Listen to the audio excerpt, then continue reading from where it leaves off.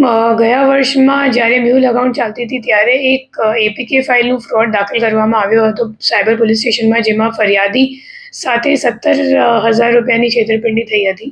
આ ગુનાની તપાસ કરતાં અમે લોકોને ખબર પડી કે જે 17,000 છે એમની બિલ પેમેન્ટ કરવા માટે ઉપયોગ થયો છે, દુરુપયોગ કહેવાય શકે. અને એને ટેકનિકલ વર્કઆઉટ કરીને જૂનાગઢ ખાતેથી બોધુભાઈ પલીજા કરીને એક આરોપીને ધરપકડ કરવામાં આવ્યો છે. બોધુભાઈ આરોગ્ય વિભાગમાં કોન્ટ્રાક્ટ ઉપર કામ કરે છે અને એના સિવાય પાર્ટ ટાઈમ જોબ ઈસ્ટ મુદ્રા કંપનીમાં કરે છે અને ત્યાં ક્રેડિટ કાર્ડવાળું જ કામ કરે છે, ક્રેડિટ કાર્ડ ભરવાનું કામ.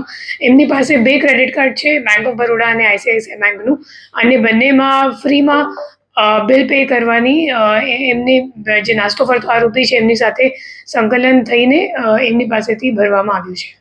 જે લોકોને કેવી રીતે વિશ્વાસમાં લેતો હતો કે એમાં વિશ્વાસમાં લેવાનું કંઈ કામ નથી. એપીકે ફાઇલનું ફ્રોડ છે. એમાં જે ફરિયાદી છે એમના ફોન ઉપર આરટીઓ ચલાન નામનું કોઈ એપીકે ફાઇલ આપ્યો અને ડાઉનલોડ કરીને એમનું ફોન હેક થઈ ગયું અને ફોન હેક કરીને પછી ઓટીપી આવે છે તો એ ઓટીપી વાપરીને ફંડ ટ્રાન્સફર એટલે ક્રેડિટ કાર્ડનો પેમેન્ટ કરવામાં આવ્યું છે.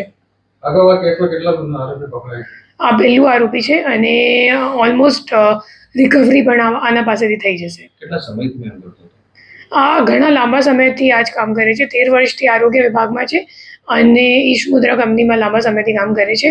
અને એના સિવાય જ્યારે નાનો હતો, લાઈક 16 વર્ષનો હતો, ત્યારે નેશનલ લેવલ વેઇટ લિફ્ટિંગમાં પણ એક ખેલાડી તરીકે ઇન્ડિયાને રિપ્રેઝેન્ટ કરતો હતો. આ એપીકે ફાઇલ ક્યાંથી મોકલવામાં આવતી હતી અને કેવી રીતે આ લોકો બધું હેન્ડલ કરતા?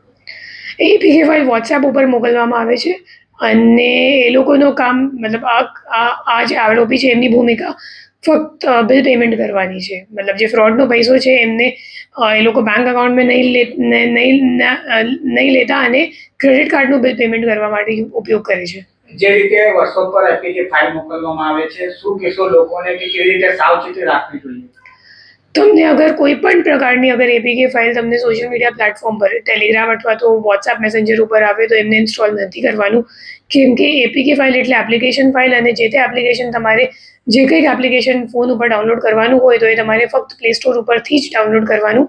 અને કોઈ પણ ચેટ વગેરે ઉપર આવે તો એને ડિલીટ કરી દેવાનું અને સામેવાળાને કોલ કરવાનું. મોટાભાગે અગર તમારો કોન્ટેક્ટવાળો કોઈ વ્યક્તિ હોય તો એમ આશંકા છે કે એમનો ફોન કદાચ કોઈ હેક ઓલરેડી કરી દીધું હોય અને એટલે તમને તમારા ફોન ઉપર એમના ચેટ ઉપરથી મેસેજ આવે છે, તો પછી એમને આ બાબતની જાણ કરવી.